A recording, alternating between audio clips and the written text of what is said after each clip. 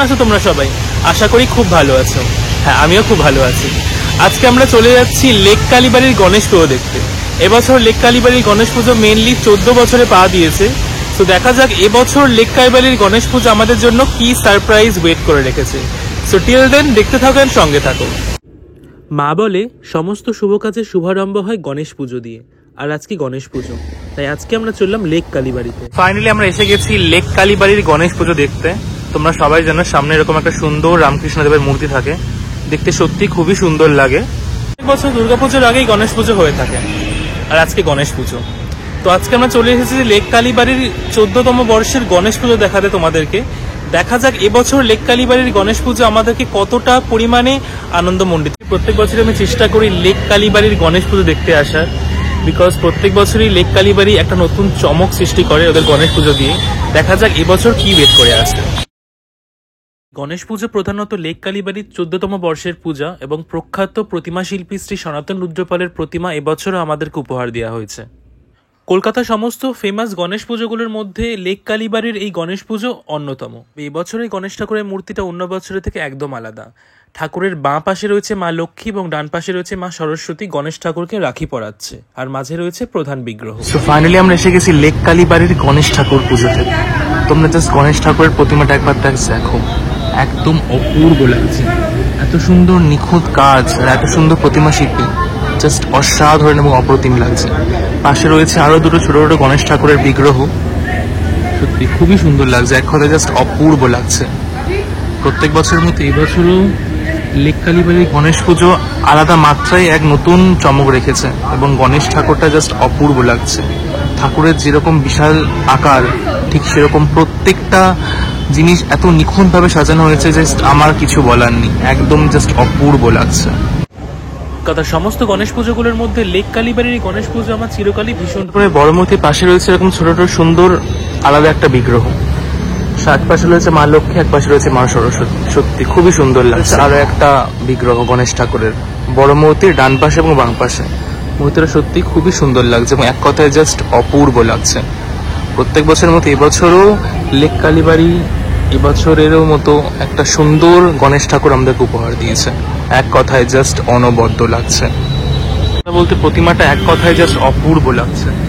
আগের বছর লেক কালীবাড়ির প্রতিমাটা সত্যিই খুব সুন্দর হয়েছিল এবং এবছরও লেক কালীবাড়ির প্রতিমা একই কথায় একেবারে জাস্ট অনবদ্য লাগছে। তোমরা প্রতিমাটা জাস্ট একবার দেখো, জাস্ট এক কথায় অপূর্ব লাগছে। যেরকম প্রতিমা আর বিশাল আকার, ঠিক সেরকমই নিখুঁত কাজ, এক কথায় জাস্ট অপূর্ব লাগছে। এবছরের গণেশ পুজোর আমার দেখা সত্যি বলতে সবচেয়ে সেরা যদি কোনো প্রতিমা থাকে তাহলে এটা অবশ্যই হবে লেক কালীবাড়ির এই গণেশ ঠাকুর।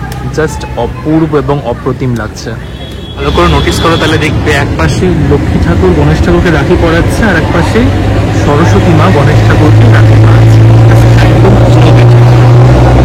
কনসেপ্ট। তবে ঠাকুরের বিগ্রহ যেরকম সুন্দর এবং অপূর্ব, এবং মেইন গণেশ ঠাকুরের মূর্তিটাও এক কথায় জাস্ট অনবদ্য এবং অপ্রতিম লাগছে।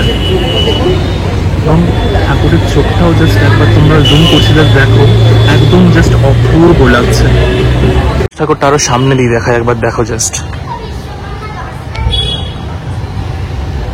গণেশ ঠাকুরের একদম সুরের এবং কানের কাজগুলো একদম নিখুঁত এবং অলংকারও একদম জাস্ট অপূর্ব লাগছে।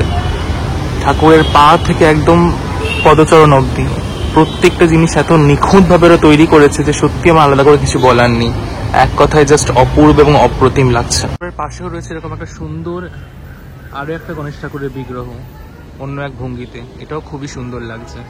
সত্যি প্রত্যেকটা গণেশ ঠাকুরের বিগ্রহ এত সুন্দর এবং নিখুঁতভাবে তৈরি করা হয়েছে যে আমার আলাদা করে কিছু বলার নেই। বছরের মতো এবছরও যে লেক কালীবাড়িতে সনাতন রুদ্রপালের প্রতিমার মধ্যে চমক থাকবে এই নিয়ে আমার কোনো সন্দেহ নেই। আমার মতে প্রত্যেক বছর লেক কালীবাড়ির এই অসাধারণ গণেশ মূর্তির প্রধান চমকই থাকে প্রখ্যাত প্রতিমা শিল্পী শ্রী সনাতন রুদ্রপালের প্রতিমা। সমস্ত পূজাপ্রেমিক বাঙালিরা যারা কলকাতায় বসে মুম্বাইয়ের গণেশ পুজোর ফিল নিতে চাও তারা অবশ্যই তোমরা লেক কালীবাড়ির এই গণেশ পুজোতে এসো। এখনো অব্দি লেক কালীবাড়ির গণেশ ঠাকুর দেখতে আসোনি তারা অবশ্যই এসো। এবং সত্যি কথা বলতে গণেশ ঠাকুরের এরকম একটা অপূর্ব রূপ তোমাদের কাছে এক উপহার হিসাবে মেমোরিতে সেভ থাকবে এবছরের জন্য, এটা আমার দীর্ঘ বিশ্বাস। আরো একটা আপডেট রইলো, যারা এখনো অব্দি লেক কালীবাড়ির গণেশ পুজো দেখতে আসেনি তাদের চিন্তা করার কোনো কারণ নেই। এবছর লেক কালীবাড়ির গণেশ পুজো মূলত 10 দিন ধরে ওদের এই উৎসব উদযাপন করবে। সত্যি কথা বলতে যারা গণেশ পুজো প্রেমী মানুষদের জন্য এটা সত্যি একটা আনন্দের বিষয়। মুম্বাইয়ের পর এবছর কলকাতাও 10 দিন ধরে গণেশ পুজো উদযাপন করবে, এই আমার কাছে এক নতুন পদক্ষেপ হিসাবে বিবেচিত হলো এবং সত্যি এটা একটা সত্যি সারপ্রাইজিং বিষয় সমস্ত গণেশ পুজো লাভার মানুষদের জন্য। কথা বলতে মুম্বাইয়ের পর কলকাতাতেও গণেশ পুজো এত সুন্দরভাবে মানুষের কাছে সমাদৃত এবং সেলিব্রেট করা হচ্ছে কলকাতাতে এত বিশাল এবং জাঁকজমক সহকারে, তা হয়তো লেক কালীবাড়ির গণেশ পুজো আসলেই বুঝতে পারা যাবে।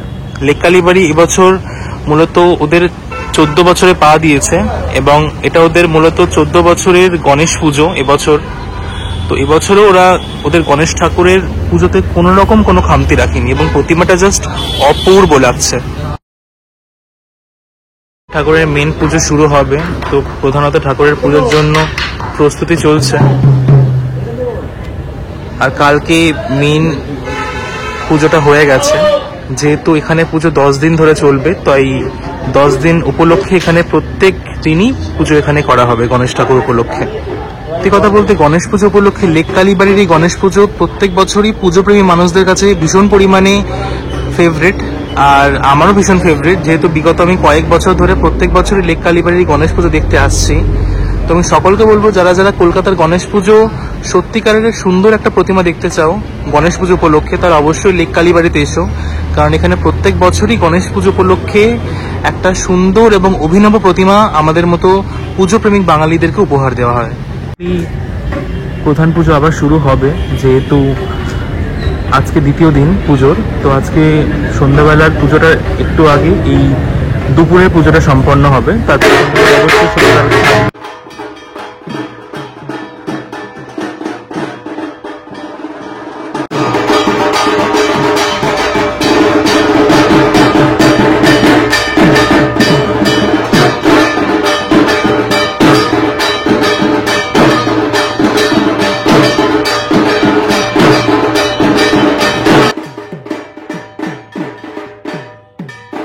কালীবাড়ির মেন পুজো শুরু হবে আজকের দিনে।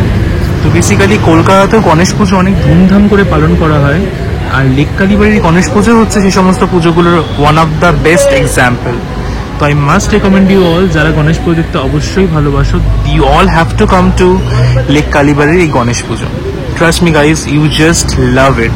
কথা বলতে লেক কালীবাড়ির ঠাকুরের মূর্তিটা যেরকম ভীষণ সুন্দর, ঠিক সেরকমই ঠাকুরের পোশাকের মধ্যেও এক অদ্ভুত অপূর্বতা লক্ষ্য করেছে। জাস্ট এক কথায় অসাধারণ লাগছে, এত সুন্দর লাগছে গণেশ ঠাকুরের ধুতিটাও, এর মধ্যে একদম ডিটেলস নিখুঁত কাজ চলছে। তবে বলা বাহুল্য, আনডাউটেডলি কলকাতার সমস্ত ফেমাস গণেশ পুজোগুলোর মধ্যে লেক কালীবাড়ির গণেশ পুজো অন্যতম।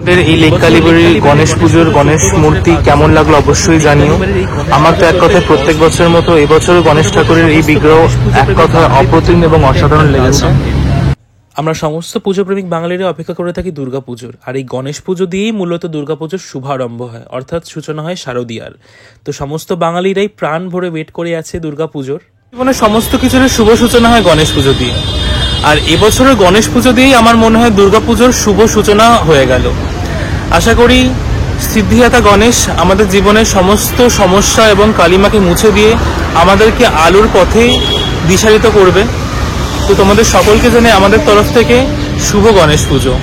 এই লেক কালীবাড়ির গণেশ পুজো কেমন লাগলো আমাকে অবশ্যই জানিও কমেন্ট ডাউনে, এবং দেখা হচ্ছে পরের ব্লগে। ভিডিওটা ভালো লেগে থাকলে অবশ্যই লাইক, কমেন্ট এন্ড সাবস্ক্রাইব করে দিও। দেখা হচ্ছে পরের ব্লগে। গণপতি বাপ্পা মোরিয়া।